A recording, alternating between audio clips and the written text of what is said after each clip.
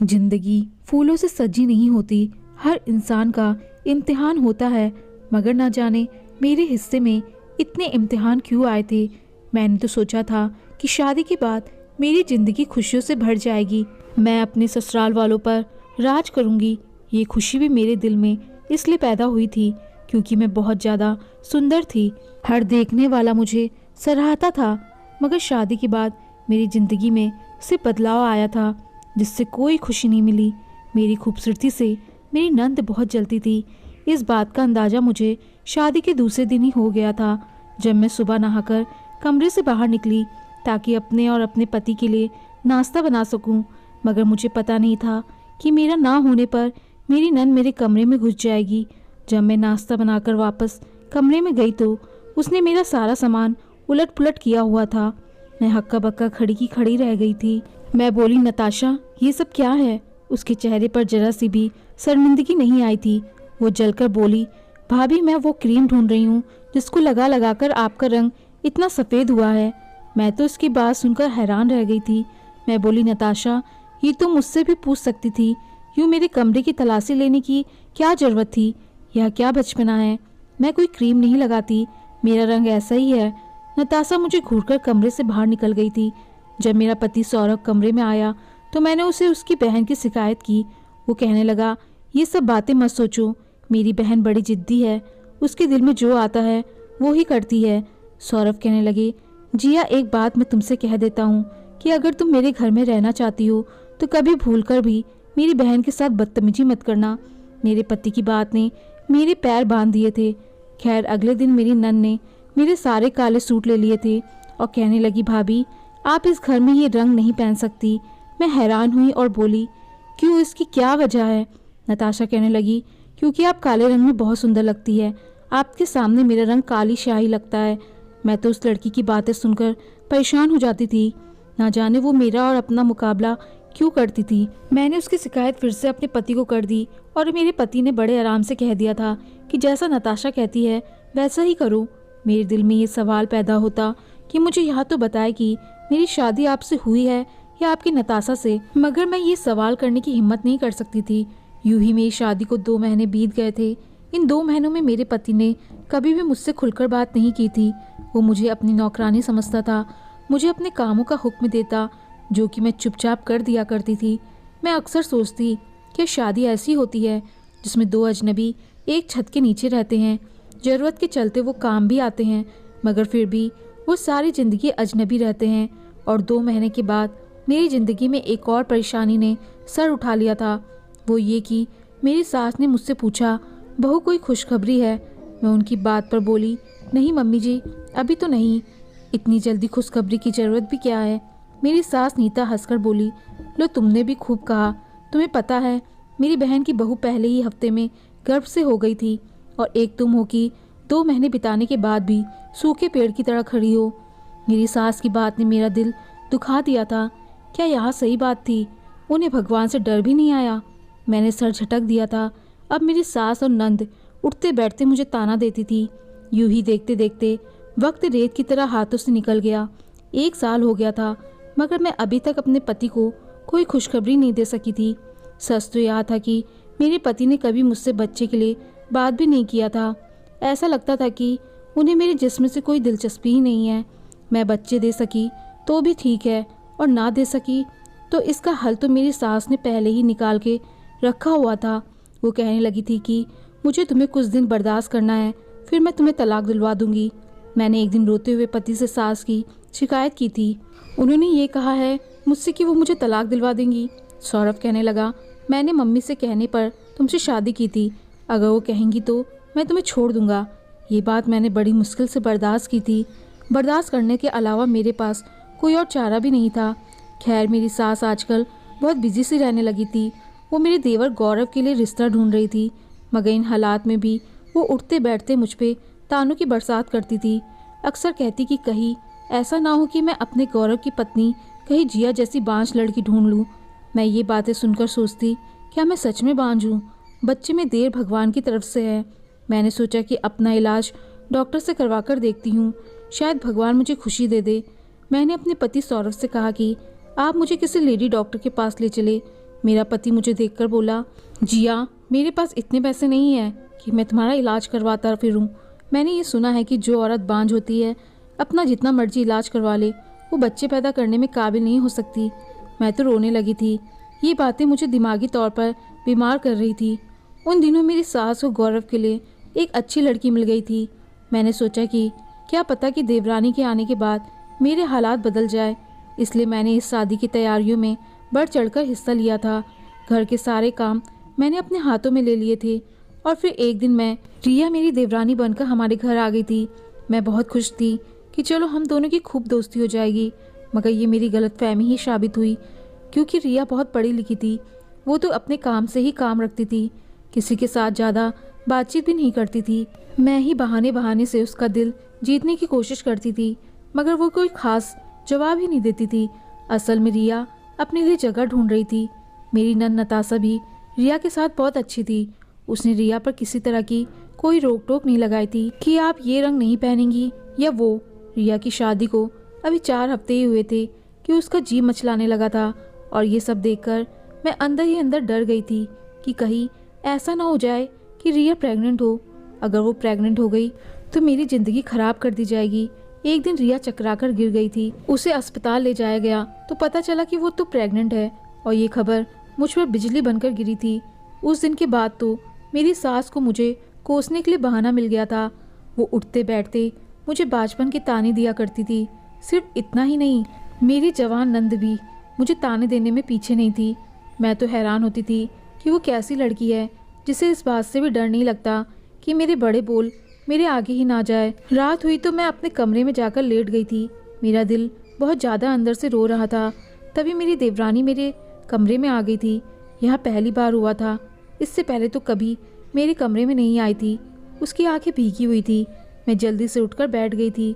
मैं बोली, क्या बात है रिया, सब ठीक तो है ना? तुम्हारी तबीयत तो ठीक है ना? वो रोते हुए बोली, मैं आपको दीदी कह सकती हूँ क्या? मैंने इस बात पर सर हिला दिया और बोली, इसमें पूछने वाली कौन सी बात है, तुम मुझे बिल्कुल दीदी कह सकती हो।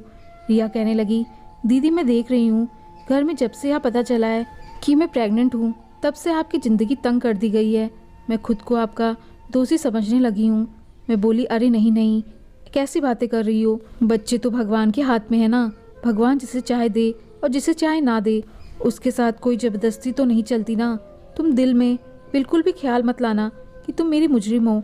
उसने इधर उधर देखा और फिर धीरे से बोली, दीदी आपको एक बात बताऊं, ये जो लोग अभी मेरे प्रेग्नेंट होने पर खुश हो रहे हैं ना, जिस दिन मैं बच्चा दे दूंगी यही लोग मुझे धक्के देकर इस घर से निकाल देंगे।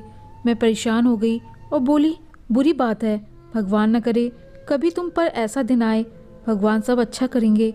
वो मेरी बात सुनकर मुस्कुरा दी और उठकर मेरे कमरे से बाहर निकल गई। थोड़ी देर बाद ही कमरे में सौरभ आ गए थे। वो बहुत बेचैन लग रहे थे, कमरे में यहाँ वहाँ टहल रहे थे। इससे पहले मैंने कभी उन्हें इतने परेशान में नहीं देखा था। ऐसा लग रहा था जैसे वो मुझसे कुछ कहना चाह रहे हो, पर उन्हें कोई शब्द ना मिल रहा हो। मैं खुद ही आगे बढ़कर बोली, क्या बात है सौरभ, आप मुझसे कुछ कहना चाहते हैं? मेरी बात सुनकर उन्हें थोड़ी हिम्मत मिली थी। वो बोले, हाँ मुझे तुमसे एक बात पूछनी थी। ये गौरव की पत्नी अभी तुम्हारे पास क्यों आई थी? मैं बोली, बस वैसे ही मुझसे बातें कर रही थी। सौरभ जल्दी से मेरे पास बैठ गए और बोले, अच्छा क्या बातें कर रही थी? मैंने आज तक किसी में उन्हें इस तरह दिलचस्पी लेते हुए नहीं देखा था। मैं बोली, बस कुछ नहीं। वो फिर से बोले, मुझे एक एक बात बताओ, तुम दोनों में क्या बातें हुई थी? मुझे अब सौरभ पर गुस्सा आ रहा था। उन्होंने मुझसे तो कभी इतनी दिलचस्पी नहीं ली थी। मैं बोली, बस वो अपने प्रेग्नेंट के बारे में बात कर रही थी। सौरभ का चेहरा पीला पड़ गया था। वो बोले, कैसी बातें? मतलब प्रेग्नेंट की क्या बातें कर रही थी? वो सवाल से सवाल करते जा रहे थे। मैं चढ़कर बोली, हम औरतों की बात है, आप मर्द इससे दूर रहे। मैं जल्दी से उठकर बाहर निकल गई थी। मेरे लिए सौरभ का ये व्यवहार बड़ा अजीब था। मुझे तो रिया की बातें भी अजीब लगी थी, लेकिन दोनों ही अपनी बातों के पीछे छुपे राज से मुझे आगाह कर रहे थे। उधर मेरी सास तो रिया की तारीफ किए जा रही थी, जबकि गौरव भी बहुत खुश था। वो अपनी पत्नी के लिए तरह तरह के फल लाता था, और ये सब देखकर मेरे दिल में चाहत रह जाती थी। अक्सर यह ख्याल भी आता कि भगवान यहाँ किस चीज़ की कमी है। अगर वो मेरी देवरानी को बच्चा दे सकते हैं तो मुझे क्यों नहीं दे सकता? मैं इन्हीं बातों को सोच रही थी, जबकि सौरभ नाश्ते के लिए किचन में आ गए थे। वो बोले, क्या सोच रही हो? मैं बोली, मैं सोच रही थी कि मैं किसी डॉक्टर के पास चली जाऊं खुद से। इस बार आपको नहीं कहूँगी कि आप मुझे साथ ले चले। मेरी बात सुनकर सौरभ हंसकर बोले, जिया तुम अब भी नहीं समझ पाई। रिया के प्रेग्नेंट हो जाने के बाद तो तुम्हें अपने बाजपन का यकीन हो जाना चाहिए था। तुम ना जाने अब तक किस गलत फहमी में बैठी हुई हो। मैं ये सब बातें सुन सुनकर तंग हो चुकी थी। पहले तो बहुत रोया करती थी, मगर अब तो रोना भी नहीं आता था। सौरभ नाश्ता करके चले गए थे तो थोड़ी देर बाद रिया किचन में आ गई। वो बोली, दीदी मुझे बहुत भूख लगी है। मैं बोली, तुम बैठो, मैं तुम्हारे लिए नाश्ता बना देती हूँ। वो मेरे लिए बहुत इज्जत करने लगी थी। जब से पता चला था कि रिया प्रेग्नेंट है, तब से मेरी सास उसे काम नहीं करने देती थी। यहाँ तक कि नाश्ता भी खुद बनाकर दिया करती थी। नाश्ता करी और बोली, दीदी आपके घर वाले कहाँ हैं? वो आपसे कभी मिलने क्यों नहीं आते हैं? रिया की बात सुनकर ना चाहते हुए भी मेरी पलकें भीग गई। मैं बोली, रिया मैं जब छोटी सी थी तब मेरे पापा की मृत्यु हो गई थी। बहन भाई तो मेरा कोई था ही नहीं। अब मेरी शादी हुई और कुछ दिन बाद ही पता चला कि अब मम्मी भी चल बसी। मेरा कोई मायका नहीं। मुझे पता है कि मेरी सास ने मुझे अपने बेटे के लिए पसंद भी इसलिए किया था क्योंकि मेरे आगे पीछे कोई नहीं था। अब देखो ये लोग मेरे साथ क्या सलूक कर रहे हैं। अगर मेरे आगे पीछे कोई होता तो मुझे ये दिन ना देखने पड़ते। रिया मेरी बातें सुनकर बहुत उदास हो गई थी। मैं बोली, रिया भगवान का शुक्र है कि तुम प्रेग्नेंट हो, वरना तुम्हें भी यही सब झेलना पड़ता जिनसे मैं गुजरी हूँ। रिया की आंखों में बड़ी उदासी छा गई थी। वो बोली, क्या हुआ? अगर अभी मुझे वो दुख सहना नहीं पड़ा जिससे आप गुजर रही हैं, मैं जब बच्चे को जन्म दूंगी तब आप देखना मेरे साथ ये लोग क्या सलूक करते हैं। मैं बोली, रिया मुझे बताओ तुम ऐसी बातें क्यों करती हो? मुझे तो लगता है कि बच्चे देने के बाद तुम इस घर की लाडली बहू बन जाओगी। वो हंसकर बोली, आपको कोई बुरा सपना आया है? इतना कहकर वो चली गई थी। रात हुई तो वो फिर से मेरे कमरे में आई थी। हाथ जोड़कर मुझसे माफ़ी मांगती रही और रोती रही। मुझे नहीं पता कि वो ये सब क्यों करती थी, मगर यूं ही वक्त बीतता गया और उसका पेट फूलने लगा था। उसकी डिलीवरी के दिन जो पास आते जा रहे थे तो वो बहुत ज़्यादा परेशान रहने लगी थी। एक दिन सुबह से ही उसकी हालत बड़ी ख़राब थी। तब मेरी देवरानी अपने कमरे में चली गई। उसने कमरे के अंदर से कुंडी लगा दी थी। उसकी तकलीफ से भरी आहू की आवाज़ बाहर सुनाई दे रही थी। ऐसा लगता था जैसे वो किसी सच की बात से गुजर रही है। मेरी सास तो तड़प उठी थी, दरवाज़ा बजाने लगी थी कि बहू दरवाज़ा खोलो, तो मैं डॉक्टर के पास ले चले। पर रिया बोली, नहीं मम्मी, मैं अपनी डिलीवरी खुद ही करूँगी। उसकी यह बात सुनकर मेरी सास तड़प उठी थी। कहने लगी, ये कैसा बचपना और जिद है, ऐसा ना हो कि हम अपने वारिस को खो दें। फिर मेरी सास बोली, अच्छा चलो मैं किसी दाई को बुला देती हूँ। तब भी रिया ने मना कर दिया। वो बोली, आप बस जिया दीदी को मेरे पास भेज दो।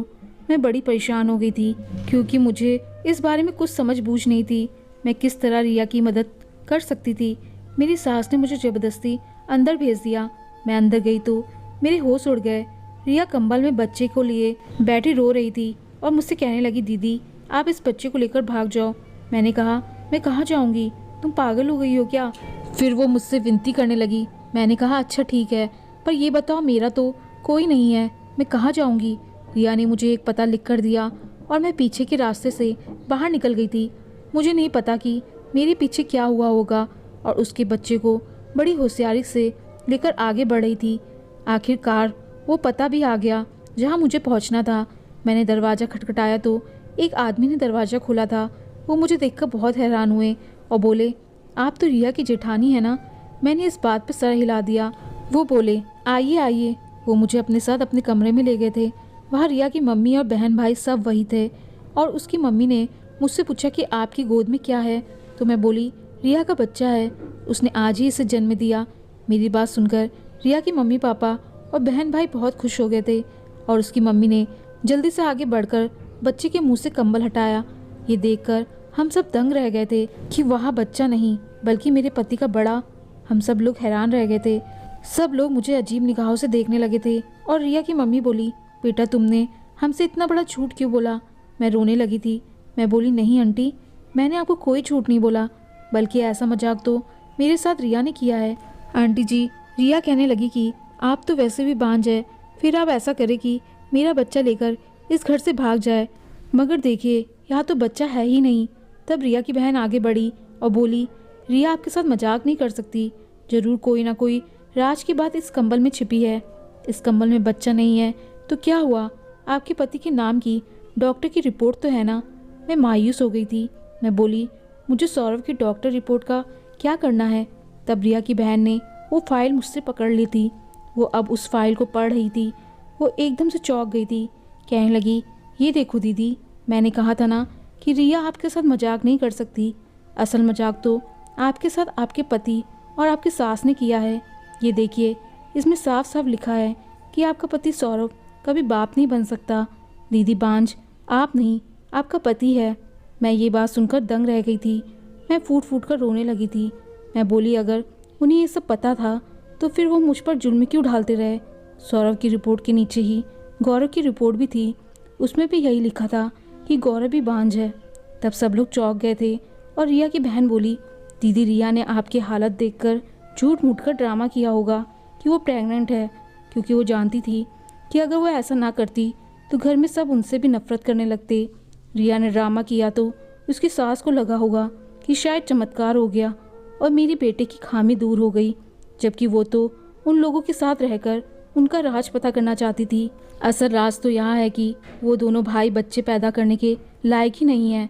तो अब मुझे समझ में आया कि रिया क्यों कहती थी कि इन लोगों ने मुझसे बच्चा छीनकर मुझे घर से निकाल देना है। रिया के मम्मी पापा बोले, हम अपनी बेटी को उन कमीनों के घर से वापस लेने जा रहे हैं। मैं बोली, अंकल जी, मैं भी आपके साथ चलूँगी। वो राजी हो गए थे। हम सब जब मेरे ससुराल पहुँचे तो ये देखकर दंग रह गए थे कि मेरी सास और नंद बहुत बुरी तरह से रिया को पीट रही थी और कह रही थी कि तुम्हारी इतनी हिम्मत कि तुम हमारे साथ झूठ बोलो। अंकल को बहुत गुस्सा आया। उन्होंने पुलिस को फ़ोन कर दिया कि मेरी बेटी की ससुराल वालों उस पर जुल्म कर रहे हैं। सौरभ भी अपने कमरे से बाहर आ गया तो मैं आगे बढ़ी और एक जोरदार थप्पड़ उसके मुंह पर मारा था और फिर थूक कर बोली, मैंने अपनी ज़िंदगी में तुम जैसा कमीना इंसान नहीं देखा। तुम मुझे भरोसे में लेकर अपनी कमी बता सकते थे। मैं तब भी तुम्हारा साथ देती। हम बच्चा गोद ले लेते, कोई दिक्कत नहीं थी। मगर तुम लोगों ने तो मेरा जीना हराम कर दिया था। तुम लोगों ने मुझे बांझ बना दिया था। मुझे फ़ौरन तलाक दो। सौरभ ने तो मुझे तलाक दे दिया, मगर गौरव बोला कि मैं अपनी पत्नी को तलाक नहीं दूंगा। मैं उसे इस धोखे का मज़ा चखाऊंगा जिसमें उसने मुझे पिछले 9 महीने से रखा हुआ था। इतने में पुलिस आ गई थी। पुलिस ने दोनों भाइयों को अपनी पत्नियों पर जुल्म करने में गिरफ्तार कर लिया था। उसके बाद रिया के मम्मी पापा मुझे अपने साथ ले गए थे। वो कहने लगे कि आज से तुम हमारी बेटी बनकर रहोगी। रिया ने अपने पति पर तलाक का मुकदमा दर्ज कर दिया था। उसे भी अब तलाक मिल गया था और यूं हम दोनों लड़कियों की जिंदगियां रिया की समझदारी की वजह से बच गई थी और आज हम बहुत खुश हैं। अंकल ने हमारी शादी करा दी और हम पर अब 2 बच्चे भी हैं।